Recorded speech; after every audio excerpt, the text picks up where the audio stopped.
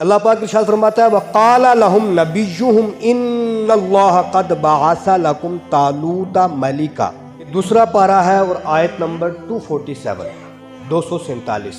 اور ان سے ان کے نبی نے فرمایا بے شک اللہ نے طالوت کو تمہارا بادشاہ بنا کر بھیجا ہے۔ تھوڑا سا آیت کا پہلے بیک گراؤنڈ سمجھ جائیں گے تو پھر بآسانی بات سمجھ میں آ جائے گی۔ پوری توجہ آپ کی میری طرف رہے۔ اللہ پاک نے جب حضرت آدم علیہ السلام کو پیدا فرمایا، زمین پر بھیجا، اللہ پاک نے ساتھ میں ایک صندوق بھیجا جس کے اندر سرخ یاقوت کے اندر اللہ پاک نے تمام انبیاء کرام کی تصویریں رکھ کر بھیجی۔ آقا کریم صلی اللہ علیہ وسلم کی تصویر اس حال میں کہ حضور اپنے گھر میں کھڑے ہو کر نماز پڑھ رہے ہیں، وہ بھی اس صندوق کے بیچ میں اللہ پاک نے بھیجی۔ اس سے یہ بات بھی سمجھ میں آتی ہے کہ اللہ پاک جن کو نبی بناتا ہے وہ کسی تقوی کی بنیاد پر نہیں، کسی اپنے ذاتی عمل کی بنیاد پر نہیں، اللہ پاک پہلے سے چن کے رکھتا ہے کہ میں نے اپنا نبی کس کو بنا کے بھیجنا ہے۔ اچھے عمل سے بندہ اچھا مومن، پھر اچھے مومن سے بندہ ترقی کر کے ایک اعلیٰ درجے کا ولی بن سکتا ہے، لیکن نبی بندہ اپنے عمل سے نہیں اللہ کے اختیار سے بنتا ہے، اور اللہ جس کو چن کے رکھتا ہے نبی وہی بنتا ہے۔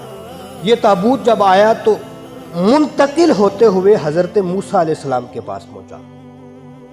کس کے پاس پہنچا؟ پوری توجہ سے آپ میری یہ بات سنیں گے۔ میری کوشش رہتی ہے کہ جو موضوع ایک بار گزر جائے دوبارہ اس کو میں ریپیٹ نہ کروں، لیکن یہ فرمائش زیادہ تھی اس لیے کر رہا ہوں، پوری توجہ سے اس کے اوپر آپ بات سننا دیں۔ حضرت موسیٰ علیہ السلام کے پاس آیا تو سب سے بڑی جو امت پیچھے گزری ہے اس امت کا نام بنی اسرائیل ہے۔ اس کے اندر 12 قبیلے تھے۔ کتنے قبیلے تھے؟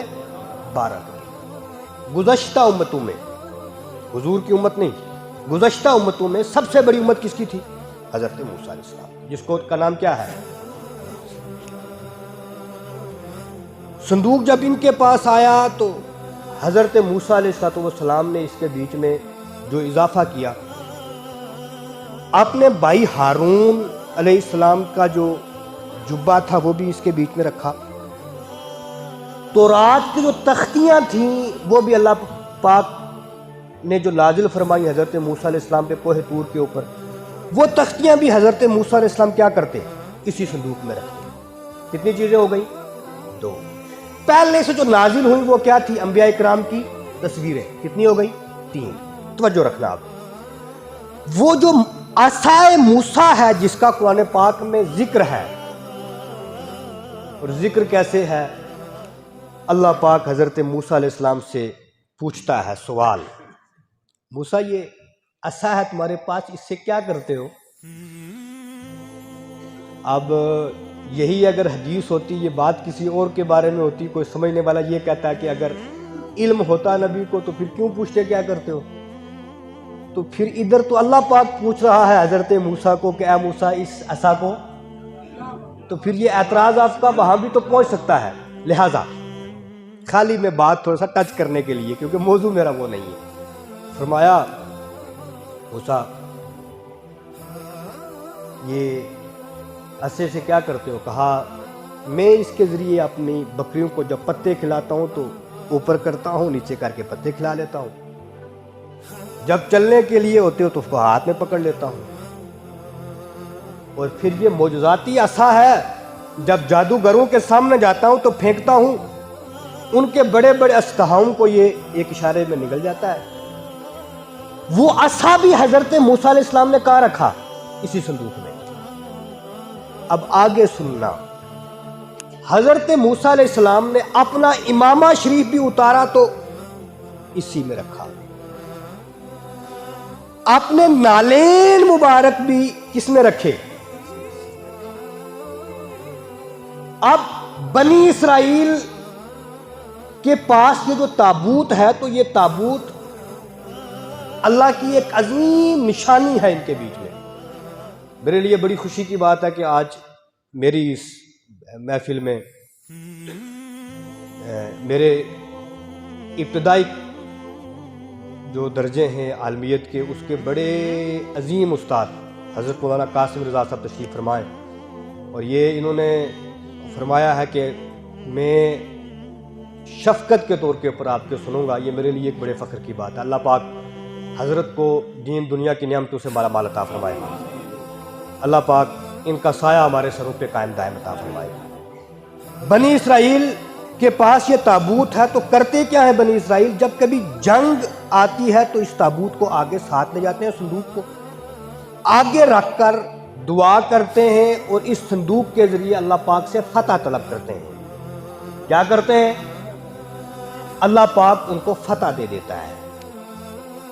جب کبھی کوئی دعا کرنی ہو، بارش ہے نہیں ہے اور کوئی مسئلہ در پیش آ جائے تو اس صندوق کو سامنے رکھ کر اللہ پاک کی بارگاہ میں کیا کرتے ہیں؟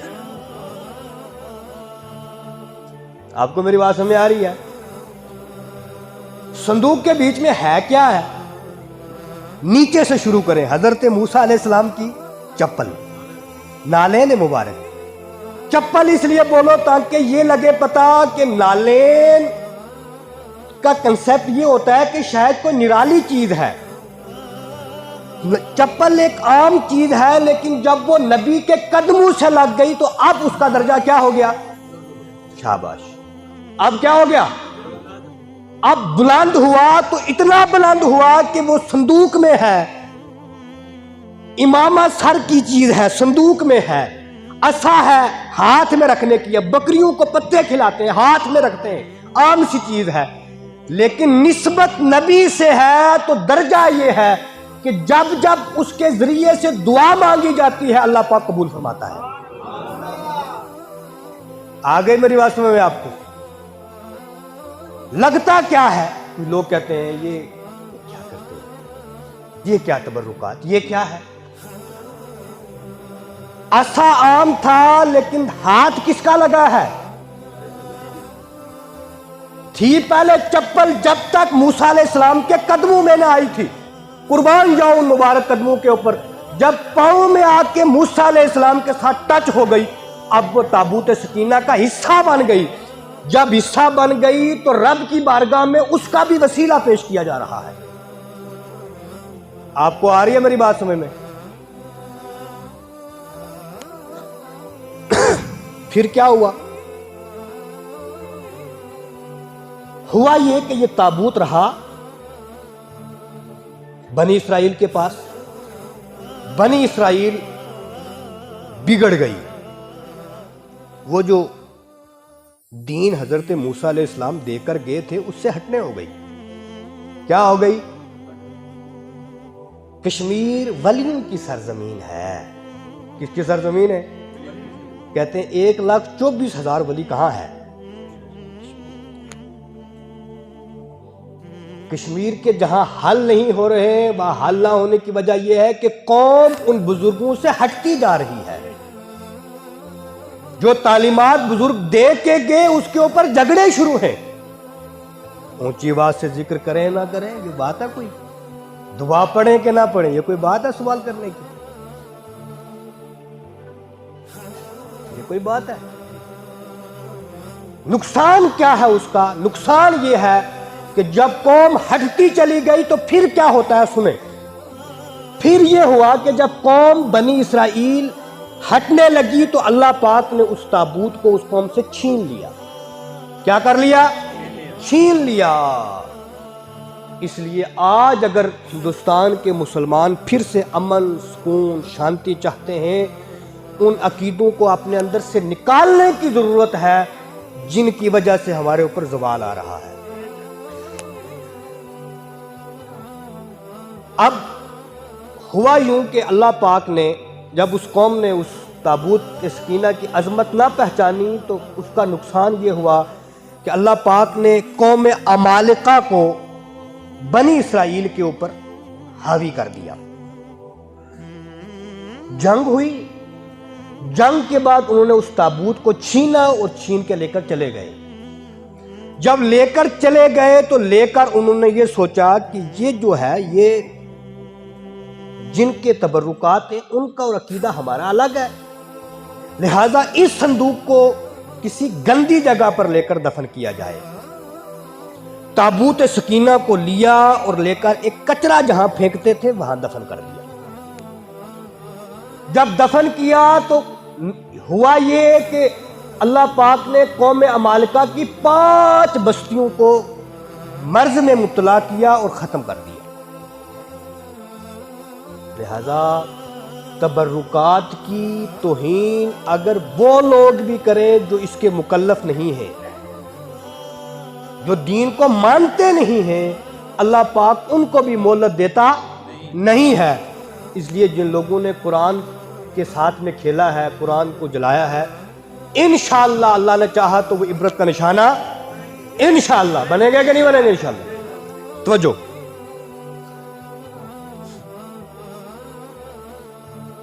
جب ادھر یہ حالت ہوئی قوم کی تو ادھر بنی اسرائیل پریشان ہو گئے۔ پریشان ہو کر اس وقت کے نبی حضرت شمویل علیہ السلام کے پاس گئے، جا کر عرض کی کہ اے شمویل علیہ السلام، آپ کسی ایک بندے کو ہمارا بادشاہ مقرر کر دیں۔ کیا کر دیں؟ کیونکہ قومیں ہمارے ساتھ جنگ کر رہی ہیں اور ہم ہارتے جا رہے ہیں، ایک کسی کو ہمارا نمائندہ بنا دیں۔ آپ قرآن پاک کی آیت سمجھیں تو بات جلدی سمجھ میں آ جائے۔ قرآن پاک نے فرمایا وَقَالَ لَهُمْ نَبِيُّهُمْ إِنَّ اللَّهَ قَدْ بَعَثَ لَكُمْ طَالُوتَ مَلِكًا، جب انہوں نے یہ آرزو کی نا کہ اے اللہ کے نبی، آپ کسی ایک بندے کو ہمارا کیا کر دیں، بادشاہ مقرر کر دیں، حضرت شمویل علیہ السلام نے جواب دیا ان اللہ قد بعث لکم طالوت ملکا، بے شک اللہ نے طالوت کو تمہارا بادشاہ بنا کر بھیجا ہے۔ یہ طالوت کون تھے؟ طالوت ان کا نام اس لیے پڑا تھا کہ یہ لمبے بہت تھے قد کے۔ حضرت یعقوب علیہ السلام کی جو اولاد ہے اس میں 2 سگے بھائی تھے، حضرت یوسف علیہ السلام اور حضرت بنیامین علیہ السلام۔ کچھ لوگ کہتے ہیں بنیامین، بین نہیں، کیا لفظ ہے؟ بنیامین، میم کے ساتھ۔ حضرت طالوت علیہ السلام حضرت بنیامین کی نسل میں سے تھے۔ حضرت طالوت علیہ السلام ان کے لیے لکھا نہیں ہے کتب میں، اب وجہ کیا ہے یہ بات کی بات۔ خیر، جب قوم ان کے پاس گئی تو حضرت شمویل علیہ السلام نے کہا کہ جو طالوت ہے اللہ پاک نے اس کو تمہارا بادشاہ بنا کر بھیجا ہے، اس کو اپنا بادشاہ مان لو۔ قوم نے آگے سے اعتراض کیا، کیا کہا؟ قالوا انا یکون له الملک علینا ونحن احق بالملک منہ ولم یؤت ساعۃ من المال، کہنے لگے کہ یہ کیسے ہمارے بادشاہ ہوں گے، ہم اس سے زیادہ سلطنت کے مستحق ہیں اور اس سے مال میں بھی وسعت نہیں دی گئی۔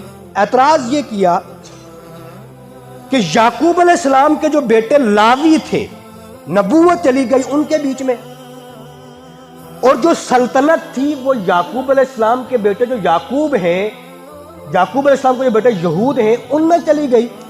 یہ جو طالوت ہے نہ تو یہ لاوی کی نسل میں سے ہے اور نہ یہود کی نسل میں سے ہے، لہذا اس کو ہم اپنا بادشاہ مان سکتے نہیں۔ تیسری وجہ یہ بات بیان کی کہ نہ تو اس کے پاس پیسہ ہے، اگر اس کے پاس مال دولت ثروت ہوتی تو بھی ہم اس کو کیا کر لیتے، مان لیتے۔ جب یہ کیا تو اللہ پاک کے پیارے نبی حضرت شمویل علیہ السلام نے جواب دیا قال ان اللہ اصطفاہ علیکم وزادہ بسطۃ فی العلم والجسم، کہا سنو، یہ جو بادشاہ مقرر کر رہا ہوں اس کو میں تمہارا، یہ میں اپنی طرف سے نہیں کر رہا ہوں، اس کو اللہ پاک نے تمہارے لیے بادشاہ بنا کر بھیجا ہے۔ جس نے بنایا ہے ان اللہ اصطفاہ علیکم، اس کو اللہ پاک نے آپ کے اوپر چنا ہے، وَزَادَهُ بَسْطَةً فِي الْعِلْمِ وَالْجِسْمِ، وہ جو تم اعتراض کر رہے ہو کہ نہ یہ سلطنت والے خاندان سے ہے نہ نبوت والے سے ہے، نہ اس کے پاس پیسہ ہے، کہا سنو، بادشاہت کے لیے نہ پیسے کی ضرورت ہے نہ کسی عالی شان خاندان کی ضرورت ہے، کہا یہ کوئی وراثت نہیں ہے، اللہ پاک جس کو چاہتا ہے یہ بادشاہت دے دیتا ہے۔ اور کہا سنو، زادہ بسطۃ فی العلم والجسم، بادشاہت کے لیے 2 چیزوں کا ہونا ضروری ہے، وہ دو کی دو اللہ پاک نے طالوت کے اندر رکھی ہے. کیا کیا؟ زادہ بسطۃ فی العلم والجسم. اللہ پاک نے اس طالوت کو جسم میں بھی قوی بنایا ہوا ہے، لیکن طاقت سے زیادہ ضرورت ہوتی ہے علم کی. اللہ پاک نے اس کو علم بھی دیا ہے. بادشاہت کا معیار کیا ہے؟ علم اور جسم، طاقت اور بہادری. اللہ پاک نے طالوت کو کیا کیے ہیں؟ دونوں دیے ہیں. لہذا کیا کرو؟ اس طالوت کو اپنا بادشاہ مانو. شاباش. فرمایا واللہ یؤتی ملکہ من یشاء. اور کہا دوسری بات سنو، اللہ پاک جس کو چاہتا ہے اپنی ملکیت میں سے بادشاہت دیتا ہے. تمہیں کسی کے اوپر اختیار نہیں ہے کہ تم یہ بولو کہ یہ بادشاہت کے قابل ہے یا نہیں ہے. واللہ واسع علیم. اللہ پاک بہت وسعت علم والا ہے، وہ جانتا ہے کہ تمہاری بادشاہت کے قابل بہتر کون ہے اور کون اس کے قابل نہیں ہے. لہذا دو تین چیزوں کا ادھر سے خیال رکھیں. سب سے پہلی بات، جب آپ ایمان کے دائرے میں آ گئے تو پھر حالات کیا کہتے ہیں، حالات کے مطابق دین کو مت ڈالیں، دین کے مطابق حالات کو ڈالیں. ہماری آج سب سے بڑی پریشانی کیا ہے؟ ہر تیسرا بندہ کہتا ہے مولوی صاحب وہ تو ٹھیک ہے لیکن ہمیں تو پھر دنیا بھی دیکھنی پڑتی ہے. تمہیں تمہارا نبی کون سا دین دے کے گیا معاذ اللہ کی جو دنیا کے مطابق نہیں؟ دین وہی ہے لیکن تم ابھی مومن نہیں بنے. جس دن تم مسلمان بن جاؤ گے اس دن تم دل و دماغ کو رب کے حوالے کر دو گے. کس کے حوالے؟ دنیا کے سارے قانونوں کو لا کر محمد عربی کے قدموں میں ڈال دو گے. اسی لیے قرآن پاک نے سب سے پہلے کہا پہلی بات یہ ہے ذالک الکتاب لا ریب فیہ، یہ وہ کتاب ہے جس میں شک و شبہ کی کوئی گنجائش نہیں. کہا دوسری بات یہ ہے یہ کتاب ہدایت والی ہے متقین کے لیے. اینڈ ہو از دا متقی، متقی کون ہے؟ کہا اس کی 5 علامتیں ہیں. 5 میں سے پہلی یہ ہے کہ جو عقل کے گھوڑے گڑانا چھوڑ دے. والذین یؤمنون بالغیب، جو بغیر دیکھے، بغیر سوچے، بغیر سمجھے اللہ کو کیا کر لے؟ ایک مان لے.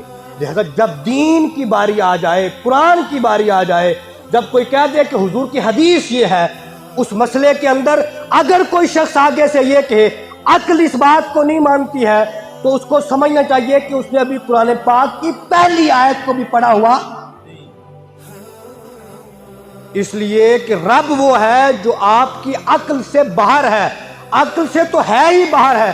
رب اس چیز کا نام ہے جو 5 سورسز آف نالج سے بھی باہر ہے. جس چیز سے عقل کام کرتی ہے رب ان سورسز سے بھی کیا ہے؟ بالا تر ہے. اور رب کا دیا ہوا جو نظام ہے دین اسلام، وہ بھی ہماری سمجھ میں آئے یا نہ آئے لیکن وہ کائنات کا سب سے خوبصورت دین ہے.